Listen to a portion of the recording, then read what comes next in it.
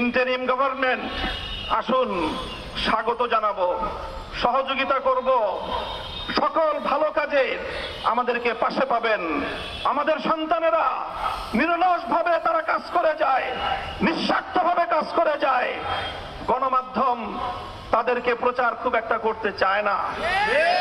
Allergy আছে, এই সকল অ্যালার্জিগুলোর উপশম করেন। স্কুল, কলেজ, ইউনিভার্সিটির আমার সন্তানেরা যেভাবে তারা আন্দোলন করে ফ্যাসিবাদের পতন ঘটিয়েছে, প্রতিটি ক্ষেত্রে আমার মাদ্রাসার সন্তানেরাও তোমাদের সাথে হাতে হাত রেখে বাংলাদেশের ছাত্র জনতার ঐক্যের একটি অভূতপূর্ব দৃষ্টান্ত স্থাপন করেছে। রাজপথে আন্দোলনরত আমার সন্তানেরা যখন সংগ্রাম করেছে, সংগ্রামের সময় বুকের রক্ত দিয়েছে, নামাজের সময় হয়ে গেলে আল্লাহু আকবার, আশহাদু আন্না মুহাম্মাদুর রাসূলুল্লাহ আযান দিয়ে রাজপথে জামাতের সাথে নামাজ আদায় করে স্পষ্ট বার্তা তারা দিয়ে দিয়েছে, বাংলাদেশে নাস্তিকবাদের কোনো ঠাঁই হবে না, হতে পারে না। চলমান বৈষম্য বিরোধী এই আন্দোলনকে, এই সংগ্রামকে যদি কেউ নাস্তিকবাদ প্রতিষ্ঠার হাতিয়ার হিসেবে ব্যবহার করতে চায়, সে হাত আমরা ভেঙে গড়িয়ে দেব।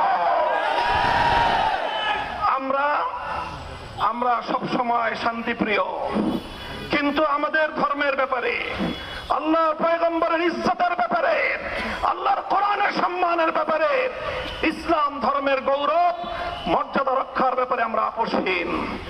কাউকে ছাড় দেওয়া হবে না। শান্তিপ্রিয় একটি সাম্প্রদায়িক সম্প্রীতির অনন্য দৃষ্টান্ত স্থাপন করে নতুন বাংলাদেশ এগিয়ে যাবে।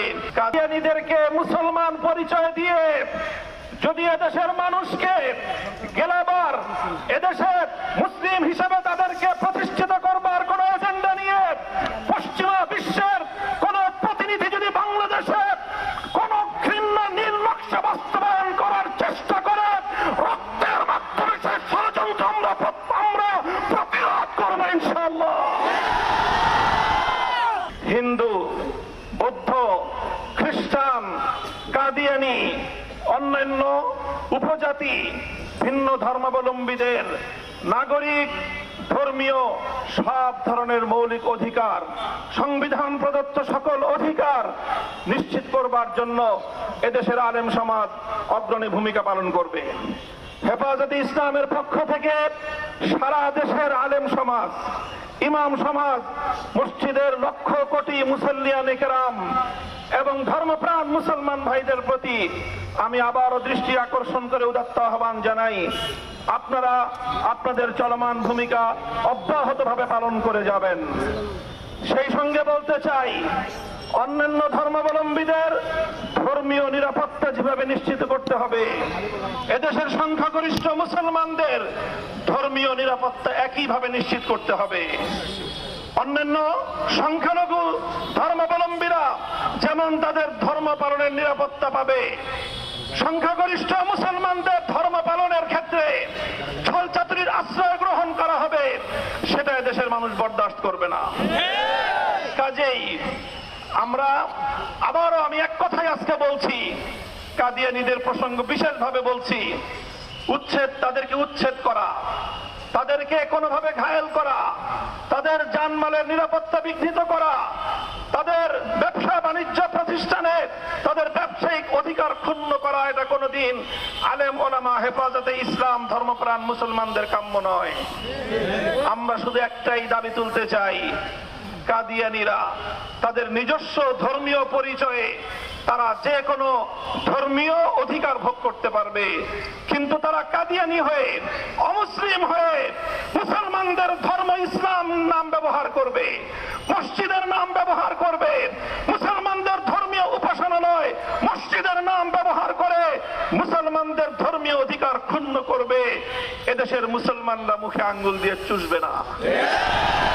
দলমত নির্বিশেষে সকল নিরপরাধ মানুষের সব ধরনের নিরাপত্তা বিধানে আমাদের নেতা কর্মী দেশবাসীকে আমি দায়িত্বশীল ভূমিকা পালন করার জন্য উদাত্ত আহ্বান জানাচ্ছি। বিশেষভাবে সংখ্যালঘু সম্প্রদায়ের সকল মৌলিক অধিকার সংরক্ষণ করবার জন্য এদেশের আলেম সমাজকে আমরা প্রথম দিন থেকে আহ্বান জানিয়েছি। হেফাজতে ইসলামের নেতাকর্মীদেরকে তাদের পাশে দাঁড়াবার জন্য উদাত্ত আহ্বান জানিয়েছি। দেশবাসীকে আমরা ডাক দিয়েছি। আমাদের ডাকে এদেশের মানুষ অভূতপূর্ব সাড়া দিয়েছে।